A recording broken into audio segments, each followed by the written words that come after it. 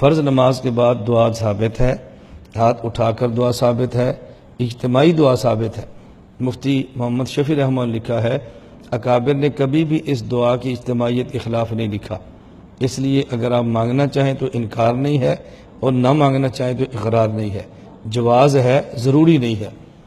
رسول اکرم صلی اللہ علیہ وسلم سے حضرت براء بن عازب رضی اللہ عنہ فرماتے ہیں، صحیح مسلم میں حدیث موجود ہے، کنا اذا صلینا خلف النبی صلی اللہ علیہ وسلم احببنا ان نکون عن یمینہ، اللہ کے نبی جب نماز پڑھاتے ہماری خواہش ہوتی کہ ہم دائیں طرف کھڑے ہوتے، کیونکہ آپ نے سلام پھیرنے کے بعد دائیں طرف منہ کر کے بیٹھنا ہوتا تھا۔ فسمعتہ یقول، میں نے حضور سے سنا کہ آپ یہ دعا مانگ رہے تھے، اللہم رب قنی عذابک یوم تجمع عبادک، کہ اللہ جب قیامت کو بندوں کو جمع کرے گا تو مجھے عذاب سے محفوظ فرمانا۔ انس بن مالک رضی اللہ عنہ فرماتے ہیں رسول اللہ صلی اللہ علیہ وسلم جب نماز سے فارغ ہوتے اقبل علینا بوجہہ، آپ منہ مختلف طرف کر لیتے اور پھر میں نے سنا آپ دعا مانگتے اللہم انی اعوذ بک من عمل یخزینی، تو صحابی جو سن رہا ہے تو حضور اونچی مانگتے ہیں تو تبھی سن رہا ہے نا، ورنہ صحابی دعا کیسے سن رہا ہے؟ اور یہ صحیح مسلم کی حدیث ہے، کوئی ضعیف کتاب کا میں حوالہ بھی نہیں آپ کو دے رہا۔ تو میں نے اس لیے کہا کہ ہمارا علم بہت محدود ہوتا ہے، کہیں سے چھوٹی سی فتوی سن لیتے ہیں اور اکابر کے خلاف بولنا شروع ہو جاتے ہیں۔ امام اہل سنت والجماعت شیخ التفسیر والحدیث حضرت مولانا محمد سرفراز خان صفدر نبر اللہ برقدہ کے ہاں میں نے 1.5 سال پڑھا ہے، بوہڑ والی مسجد گکھڑ منڈی، جہاں حضرت خود 5 نمازیں پڑھاتے تھے، حضرت سلام پھرتے اور منہ مختلف طرف کرتے تھے الحمدللہ رب العالمین، جیسے دعا میں مانگتا ہوں ایسے ہمارے حضرت مانگتے تھے، اور میں نے اس طرح دعا مانگتے ان کو دیکھا ہے۔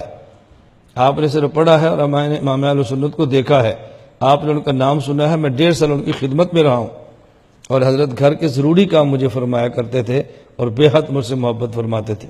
ہم یہاں پاکستان ہی سے عمرہ حج کے لیے جاتے وقت روزہ پاک کی زیارت کریں یا مکہ سے مدینہ کی طرف جاتے ہوئے، جب یہاں سے آپ جائیں مکہ مکرمہ عمرہ کر لیں، پھر جب مدینہ منورہ جانے لگے پھر وہاں سے نیت کر لیں، کیونکہ آپ تو مکہ کی نیت سے جا رہے ہیں۔ میں الحمدللہ کئی سالوں سے یا سیدھا مدینہ منورہ رسول پاک کے روزے پر جاتا ہوں اور وہاں سے احرام باندھ کے عمرے کے لیے جاتا ہوں۔ الحمدللہ میرا معمول ہے، میں اسی طرح جاتا ہوں۔ میں جدہ گیا تو یہی کپڑے پہنے ہیں، تو ساتھی کہتے ہیں مولانا صاحب عمرے کے لیے، میں نے کہا عمرے کے لیے تو آپ کا احرام تو نہیں ہے، میں نے کہا میں احرام مدینہ سے باندھیں گے، پہلے حضور پاک پاس جائیں گے جن نے ہمیں مکہ دکھایا ہے، وہاں سلام پڑھیں گے، صلوات پیش کریں گے، کارگزاری سنائیں گے، حضور سے درخواست کریں گے، اور پھر انشاءاللہ مکہ روانہ ہو جائیں گے۔ اور میری خواہش ہوتی ہے واپس مدینہ منورہ ہی سے سفر کرتا ہوں، پوری خواہش ہوتی ہے، کوئی ٹکٹ کا مسئلہ بن جائے تو بن جائے، ہم تو جو کہتے ہیں اس پر عمل بھی کرتے ہیں، ہمارے کہنے اور کرنے میں فرق نہیں ہوتا۔ حیات فر قبر کے 5 نام آپ نے بتلائے تھے، ان میں سے 2 تو معلوم ہے، دنیاویہ اور برزخیہ، باقی 3 آپ بتا دیں۔ ایک آدمی تھا تو اس نے کہا مجھے اللہ پاک نے 2 نعمتیں بڑی وافر عطا فرمائیں، میں اللہ کا بہت شکر ادا کرتا ہوں، ایک تو اللہ نے مجھے حافظہ بہت دیا ہے اور دوسری مجھے یاد نہیں آ رہی۔ ابھی 5 بتائی ہیں اور پھر بھول گیا، جی 2 یاد ہے 3 باقی بتا دیں۔ بتا تو دیا تھا حیات دنیاویہ ہے، برزخیہ ہے، حسیہ ہے، روحانیہ ہے اور جسمانیہ ہے، یہ 5 نام ہیں، اب یاد رہ جائیں گے؟ آپ نے کہنا جلدی کہہ دیا، ایک بار پھر کہہ دیں۔ آپ کے روزہ مبارک پر بہترین طریقہ یہ ہے کہ اپنا چہرہ رسول اللہ صلی اللہ علیہ وسلم کی طرف کرے، تو کیا عام مسلمان لوگوں کی قبر پر دعا کا کون سا طریقہ جائز ہے، کون سا بہتر ہے؟ آپ نے تو قبرستان جانا ہی نہیں ہے، مسجد میں تم دعا سے بھدک رہے ہو، تو قبرستان آپ نے کیا جانا ہے؟ چھیڑ چھاڑ کرنی اور کچھ بھی نہیں۔ قبرستان جائیں، وہاں بغیر ہاتھ اٹھائے پڑھیں، اصالہ ثواب کر دیں، وہاں ہاتھ اٹھا کر بھی دعا مانگنے کی ضرورت نہیں ہے، ویسے ہی مانگ لیں تاکہ شبہ نہ ہو، ہاتھ اٹھا کر مانگ لیں تو پھر بھی گنجائش ہے۔ عقائد کے احکام کیا ہے اور خصوصاً عقیدہ حیات نبی کا حکم کیا ہے؟ عقیدے کا منکر کافر نہیں ہوتا، جب قطعیات سے ثابت ہو تو عقیدے کا منکر کافر ہوتا ہے، ظنیات سے ثابت ہو عقیدے کا منکر وہ فاسق ہوتا ہے۔ ہم حیات النبی کے منکر کو کافر نہیں کہتے، اہل سنت والجماعت سے خارج اور گمراہ کہتے ہیں۔ لا الہ الا اللہ محمد الرسول اللہ، رسول اللہ کے بعد صلی اللہ علیہ وسلم پڑھنا کیسا ہے؟ اس طرح قرآن اور حدیث میں نبی صلی اللہ علیہ وسلم کا نام آئے تو صلی اللہ علیہ وسلم پڑھنے کا کیا حکم ہے؟ جب قرآن کریم میں آئے تو پھر نہ پڑھیں اور تلاوت جاری رکھیں۔ اور عام حالات میں حضور کا نام آئے تو صلی اللہ علیہ وسلم پڑھنا چاہیے۔ حدیث میں ہے کہ انبیاء قبروں میں نماز پڑھتے ہیں تو 5 وقتہ نماز پڑھتے ہیں، جس طرح دنیا میں انسان فجر ظہر عصر مغرب عشاء کی پڑھتے ہیں، اور نیک آدمی یہ فجر مغرب عصر یہ نماز تکلیفی ہے، وہ نماز تلفظ ہی پڑھتے ہیں، وہ 5 نہیں ہوتی جب پڑھ لیں۔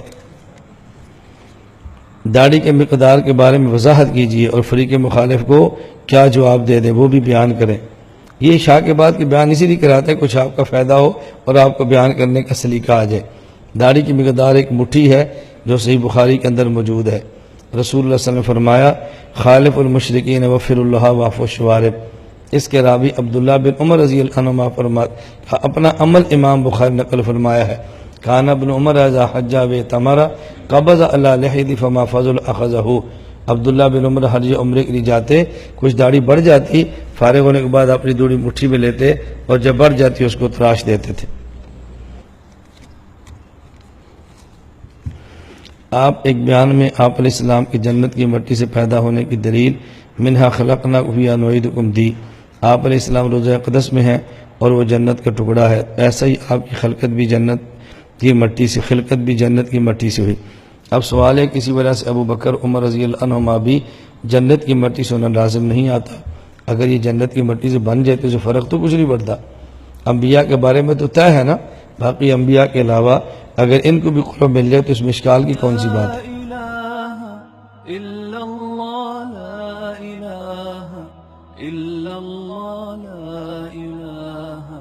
إلا الله ما لنا رب سواه